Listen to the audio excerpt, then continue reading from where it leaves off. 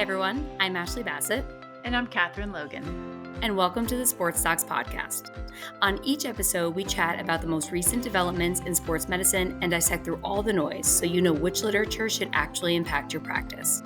Today, we're coming to you live from the American Orthopedic Society for Sports Medicine annual meeting in Nashville, Tennessee. The AOSSM annual meeting is the premier sports medicine conference each year, hosting over 3,500 attendees with hundreds of poster and paper presentations, exhibitors, and instructional course lecturers. This year proved to be as spectacular as years past. We were fortunate to have the opportunity to catch up with many of the presenters at the meeting and get their take on some of the hottest topics in sports medicine. Over these 7 episodes, we're going to be exploring some cutting-edge sports medicine with these experts who are presenting at the AOSSM annual meeting. Discover the benefits of knee fiber tack anchors from Arthrex, a global leader in sports medicine and minimally invasive surgical technology. Arthrex has led the way in knee arthroscopy for over 40 years, and today they're continuing to pioneer the latest innovations to create better surgical outcomes, including for lateral extraarticular tenodesis procedures. The double knotless knee fiber tack anchor utilizes knotless, tensionable all-suture technology to create a suture-stable construct for LAT procedures. The low-profile soft anchor technology also reduces the risk of tunnel convergence during ACL reconstruction. Available in 5 configurations, each knee FiberTac anchor has unique features optimized for treating pathologies around the knee, including vibrant new suture tape colors for easier visualization and suture management. Learn how knee FiberTac anchors can benefit your practice at arthrex.com. Follow at ArthrexMedEd on Instagram and Arthrex on LinkedIn for the latest in product innovations, medical education opportunities, and more. Arthrex keeps changing the game in sports medicine innovation and helping surgeons treat their patients better. Today's episode is going to focus on lateral augmentation procedures to supplement ACL reconstruction, including lateral extraarticular tenodesis versus anterolateral ligament reconstruction. We are joined today by 2 outstanding guests. Dr. Alan Getgood is the Chief of Surgery at Aspetar and Adjunct Professor of Orthopedic Surgery at the University of Western Ontario.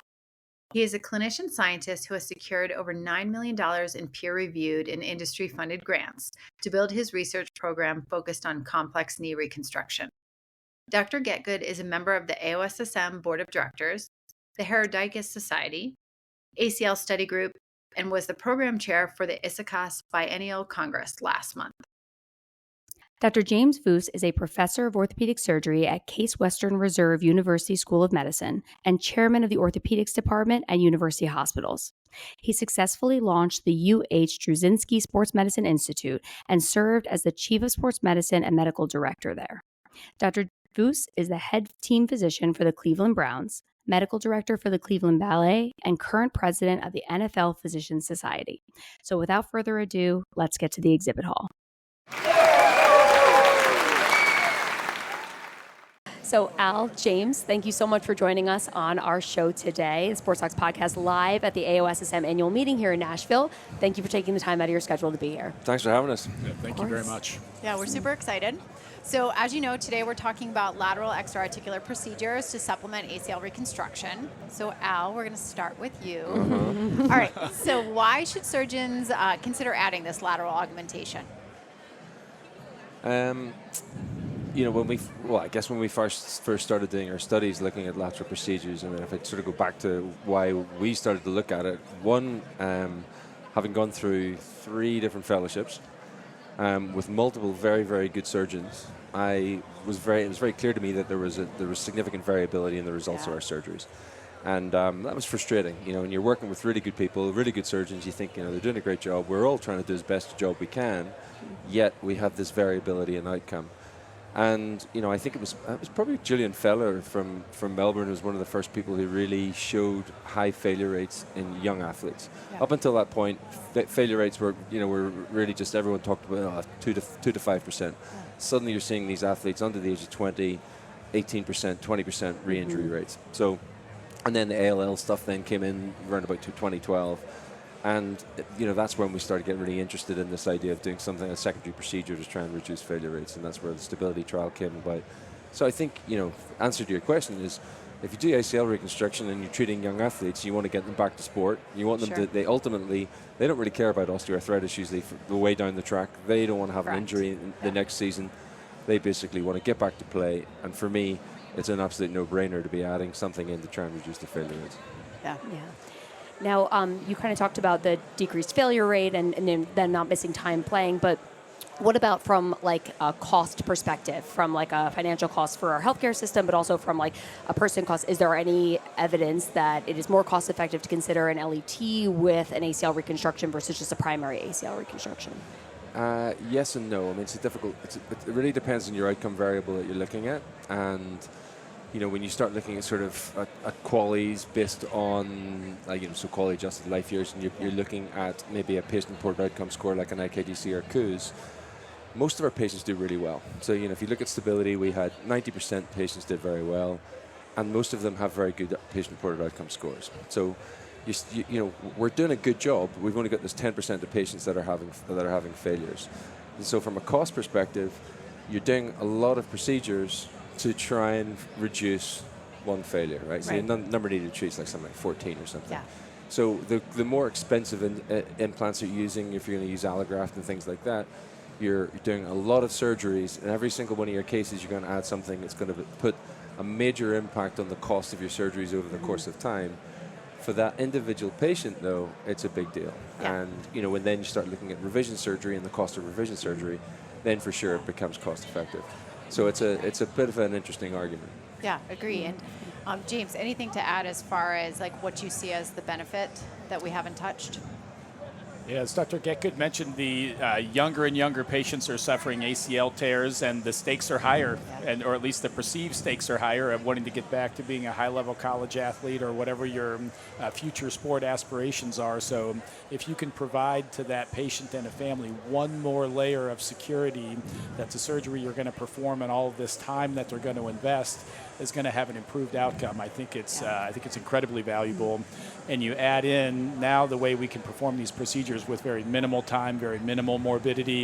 It does not add anything to the rehabilitation afterwards. It's one of those ideal scenarios where you can improve an outcome without having to add a whole lot of other morbidity to the surgery. Yeah, exactly. I was going to say that you kind of touched on the question I was going to ask, which is like, what do you counsel patients with regards to the downside of this procedure? Like, if you tell them, hey, I think you would benefit from this, but here's what you have to look out for: pain, infection risk. Anything you tell them in particular that they can do? There's been enough clinical trials that have come out, including the stability trial here, that have shown the morbidity of the procedure is very low. And I usually tell people three things. It's just a little bit of extra time for me to do some work in the procedure. It is an added incision, although we're able to do it through a very small incision. And every now and then patients have either a little bit of IT band bulging or herniation, or may feel a little bit of fullness out there, but I think that's pretty minor. And now with a lot of our soft implants that we're able to put in around the knee, even just the risk of any type of hardware-related pain has been diminished dramatically. Yeah, that's great. Al, anything else that you would say as far as the downsides? Yeah, I mean, it's not a benign procedure, right? We know that. It hurts more. So certainly at 3 months, we know that it's going to be more painful. It takes longer to get your quadriceps strength back, so the recovery may take a little bit longer. And so, if it was completely no problems whatsoever, right, you would just say, well, we'll just do it on everybody, okay? And so, you want to be a little bit more prescriptive, and you want to be trying to guess, to predict who's going to be a better patient for that individual procedure, to try and limit the number of surgeries that you're having to do. But generally speaking, in the younger aged athlete, I think it's, particularly if you're using a hamstring graft, which 80% of the population are, of surgeons are doing, then for sure we would recommend that you add a lateral tenodesis. Doing a BTB quad, then you've got a different beast. Now you've got an extensor mechanism graft. We do an LET. We're going to be lifting up your quad. You have another hit to the extensor mechanism. What we really don't know is whether or not that's going to have an additive effect and then have an increased risk of, for example, extension loss. So these are sort of things that we're trying to study in stability too. Yeah, great. Yeah. So you kind of touched on some. So young, high risk for re-rupture. What are some other indications to add an LET? Do you take into account their level of play? Any other factors on exam that you're looking for? Yeah, so definitely type of sport that they're playing. So contact pivoting sports, particularly at a higher level. We're looking at generalized ligamentous laxity, particularly the presence of knee hyperextension. Morphological characteristics like tibial slope. So I actually probably use tibial slope greater than 10 degrees for the addition of a lateral procedure, not talking about slope reduction osteotomy. And then also high-grade knee laxity. So if you've got increased anterior laxity, increased rotatory laxity, then those are sort of some criteria that we would start looking at. Yeah, and there's some recent consensus papers that are talking about that just pivoting sports, is an indication for a lateral extraarticular procedure, or an elite level sport. So James, you're working obviously with NFL. What are you seeing as far as like the consensus around like NFL physicians of where the LAT belongs?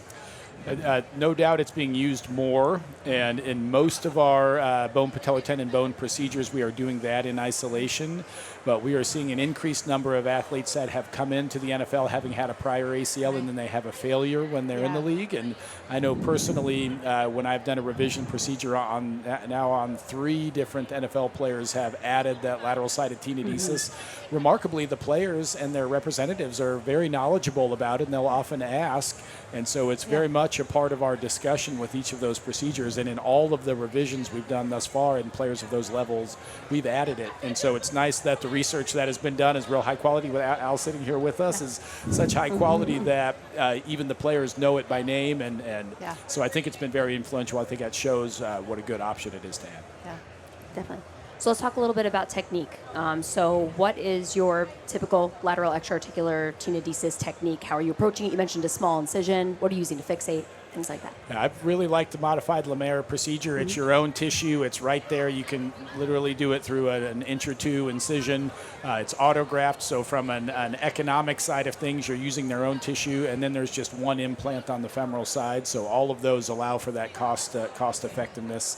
So taking the strip of iliotibial band and passing it under the LCL, and now with the soft, like the fiber tack, the knotless looped fiber tacks are really great. That it's a soft implant and you can easily fixate it in place. So it really adds. Now it's a 5 or 10 minute procedure here, so it doesn't really add a whole lot to your surgical time. Yeah, I agree. Al, as far as like, just nuance or tips and tricks, like when are you doing that during the procedure? When you're doing it, like after you graft, your autograft for the ACL, or how do you work it in?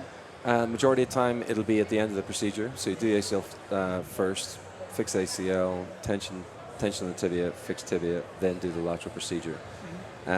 Sometimes, particularly in cases if I have poor bone quality, if I'm a little bit concerned about the interference screw fixation that I get on the femur, I'll put my graft in, fix on the femur, go to the lateral side, because I routinely take the suture out of my ACL femoral tunnel and then put that through. I use a staple. You can use whatever you want really, but you can basically incorporate that into your fixation device for your LET, and so then you can get essentially a backup fixation of your ACL femoral tunnel. And then after that, then I'll fix the tibia. In pediatric cases, I've been doing a lot of all inside adjustable loop fixation for soft tissue quad graft, and in those scenarios, I pull my ACL up into the femur, and I've already made my window for my LET. I've already harvested my graft. I can pull the graft all the way through and bring the adjustable loop all the way through. So you just pull it up, put my graft underneath the adjustable loop, pull it down, put the button over the top of the LET graft, and then fold it over. Then I don't need to use an extra fixation point. Don't have to worry about the growth plate. So, and again, it's just it helps from a cost perspective. For sure.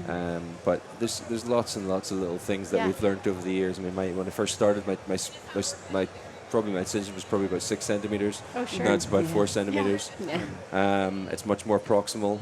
I don't go as distal as I used to. When we first started, I wouldn't let the tourniquet. I wouldn't deflate the tourniquet. Now I don't do it with any tourniquet, so I don't have any issues with hematoma. So lots of things that we've learned over the years for sure. And what about position for tensioning? Yeah, I think there have been multiple studies that have shown now you can essentially tension it wherever you like. I usually bring them out to 15 to 30 degrees just so you can really pull on the IT band and make sure you don't over tension it.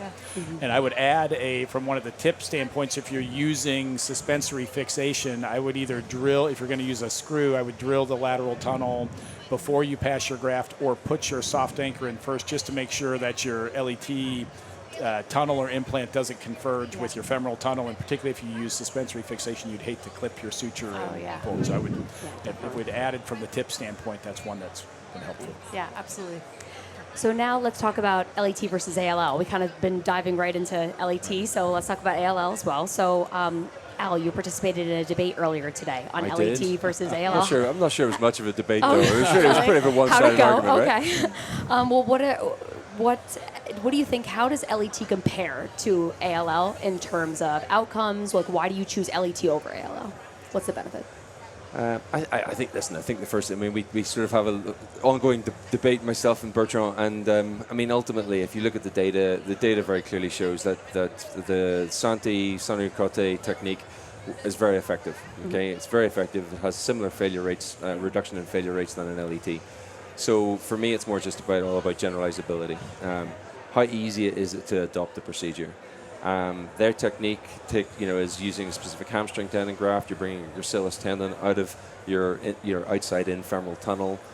You're using no fixation technique on the tibia with intraosseous tunnels. So from a technical point of view, it's a little bit more challenging, and also then you're stuck doing a hamstring graft. I like chopping and changing what grafts I use based on the patient that I'm treating and the sport that they're doing. Most of my young athletes are getting a BTB or a quad. I don't want to take a hamstring graft as well as an extensor mechanism graft. I think that's just too much donor site morbidity. I'm right there on the lateral side. It's very versatile. It works very, very well. So for me, it's a no-brainer. Yeah, James, does ALL come into your practice much? I have not. When we first started doing lateral-sided procedures, obviously it was one of our only options, and there's a lot of the biomechanical data that say that they're very equivalent. But clinically, having the iliotibial band right there is such an easy thing to do, and I have to wear my chairman hat of our department. Being cost effective with our procedures, you don't have. If you're going to use an allograft, you can eliminate the cost of an allograft. It's only one implant to put on the femoral side versus an implant on the tibia and the femur. So I do think it's more economical, and for the patient, it's their own tissue. Yeah. So I would almost exclusively utilize LET with the IT band. Yeah. Absolutely. We're just going to bring up cost next, so yes, that was perfect. Yeah, so we were going to talk about cost effectiveness of LET versus ALL. I feel like early on in the process, there was a paper that came out that said ALL had a shorter surgical time and therefore was more cost effective because of OR time, but that has changed over time. So what are your thoughts on the cost effectiveness of an LET versus an ALL as it pertains to fixation and graft and all that stuff? I think as we've worked out all of the little nuances of how to do the procedure and where we've rotated our incisions, I think we all snuck a little too distal at the beginning, and now we're all the way up at the lateral femoral condyle or the lateral epicondyle. It's made it easy and timely, and I do think it's particularly when you're in the surgery center setting to not have to worry about any of the allograft type of things goes a long way. It also allows you to, you're billing this as a reconstruction procedure. Yeah. And as we talked about the indications, I think very important to put those indications in your note ahead of time very clearly. I'm recommending this procedure for X, Y, and Z. I think that's allowed us to have the procedure approved or pre-approved from our insurers. So when we think about the economic nature, if you're going to spend the time to do it, you hopefully get reimbursed to do it. And I think that process of documenting it ahead of time, I think has been very helpful. Yeah, definitely. Maybe we could just add into the discussion, if you look at Bertrand's technique, there's no extra fixation, so it's a very cost-effective procedure. Okay, so for him, he can do it very quickly. I can tell you, a BTB LET, if that's what you're going to do, takes a long time. It takes me longer to close my incisions than it does to do the ACL reconstruction. So, if you're a high-volume surgeon, maybe you would look at, so you have to factor that in. Sure. But there's also, and I'm sure Bertrand wouldn't mind me saying this, we talked about it this morning. There's a lot of discussion about constraint and over constraint, and it's become a bit of a dirty word, right? Yeah. But actually, I want constraint. If I have a 15-year-old female with a Baton score of 9 with 15 degrees of hyperextension with a grade 3 pivot, do I want to restore her anatomy to her normal native state, where she ruptured her ACL? Right. And I would argue no. And I do have any evidence for that? Not really. No. But it's a philosophical discussion, right? And Bertrand said today that in certain instances where he's doing surgery where he wants to have more constraint, he will do a Lemaire. Yeah. So, we can chop and change what we do, based on the patient that's sitting in front of us. So we shouldn't really just be a one-trick pony. Yeah, and I think it's the discussion. It's saying, at the end of this, I don't want your knee to look like your other knee. I don't want that hyperextension. I don't want, I think as long as they know that up front and there's not that frustration of, hey, why am I, stiff on this side or perceived stiff, even though they're actually in a position that you're very happy with. And if if you're talking about adoption of techniques, and I gave a talk at the Ontario Orthopedic Association maybe 5-6 years ago, and it was about graft selection and the use of LET. And most of the surgeons that attend that meeting are community surgeons. They're general, maybe lower limb. They're doing a lot of different types of surgeries. Okay. And so their ACL volume may be 20 to 30 ACLs per year. They're probably predominantly hamstring tendon grafts. And one of the attendees asked me, okay, on the microphone, what would you recommend I do? Should I go and learn how to do a patella tendon graft? Or is it easier just to learn how to do a tenodesis? Yeah, it's interesting. And it's a no-brainer that a tenodesis is going to be much, much easier than to go away and actually start to have to study about how you're going to do all these different grafts. If you're in that. So, you have to look at your individual practice, the patients that you're treating.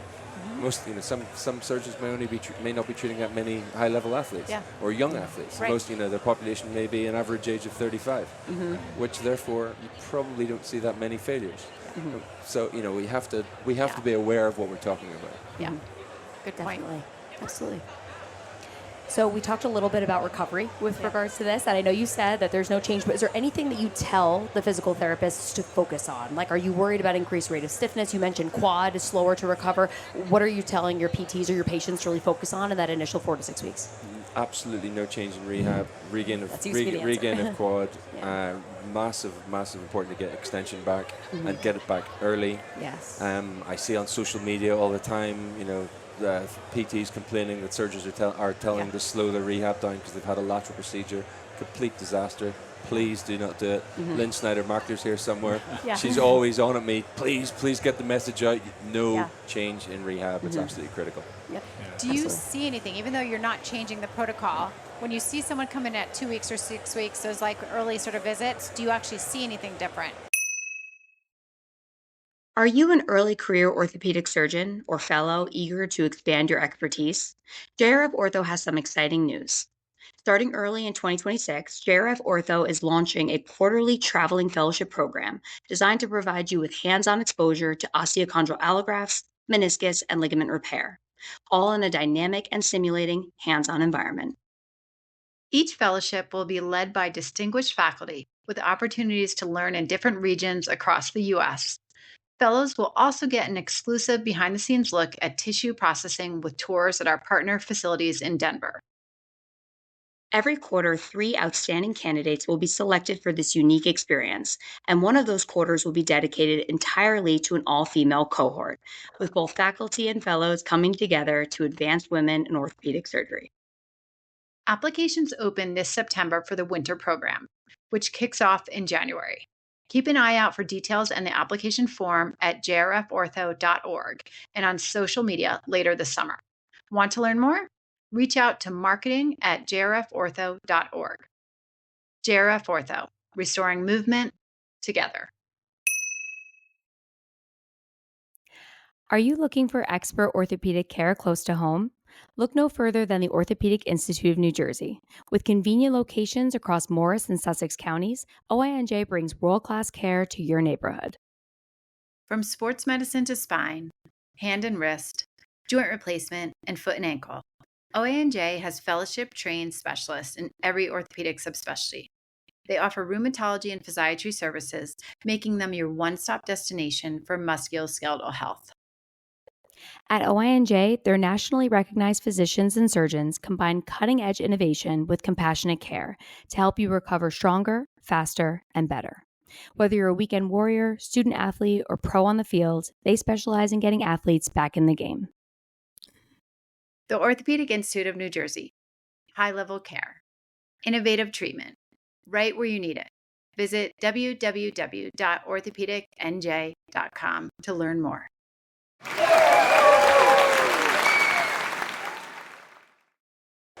It's been remarkable when you get their physical therapy reports or how they're doing, other than maybe a little bit of extra soreness that first couple days. I have not seen any challenges in coming off of crutches or getting their extension back or their quad starting, but I would agree with Al, the early therapy is very important. And in fact, in our practice, once you schedule your surgery date, we schedule your physical therapy date 2 to 3 days afterwards. Absolutely. So it's an automatic, and really our surgical rehabilitation protocol has no difference.